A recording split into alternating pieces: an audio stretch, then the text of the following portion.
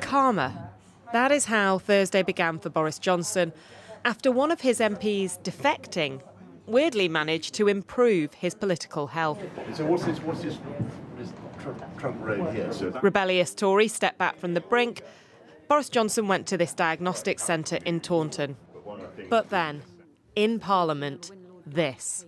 In recent days, a number of members of Parliament have faced pressures and intimidation from members of the government because of their declared or assumed desire for a vote of confidence in the party leadership of the Prime Minister. The reports of which I'm aware would seem to constitute blackmail. An extraordinary allegation.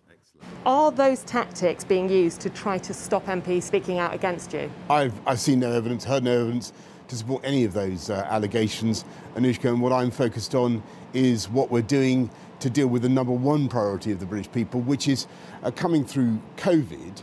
I mean, I'm telling you that I'm hearing evidence from MPs. Will you look for that evidence?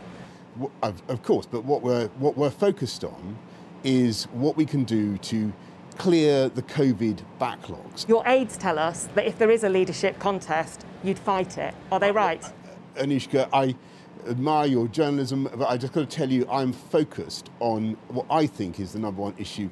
Spot the Prime Minister's new tactic when asked about leadership. Changing the subject. But that won't make the questions go away, especially given the comments that followed from Bury South's new Labour MP. I was threatened that I would not get the score for Radcliffe if I didn't vote one particular way. This is a town that's not had a high school for the best part of 10 years. And it is not just Wakeford. Two Conservative MPs have told me today that they recognise William Wragg's claims and have spoken directly to colleagues who have faced those threats. A Cabinet Minister rejected the claims. Is literally nonsense. It doesn't happen. It's attention-seeking behaviour from an MP who's been a constant critic of the Prime Minister. Back in Taunton, there was still plenty of anger.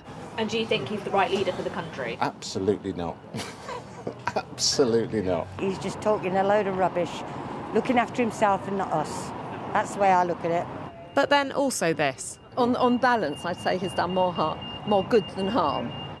On balance, Boris Johnson has bought himself more time with his MPs. But next week's report on Partygate could change everything.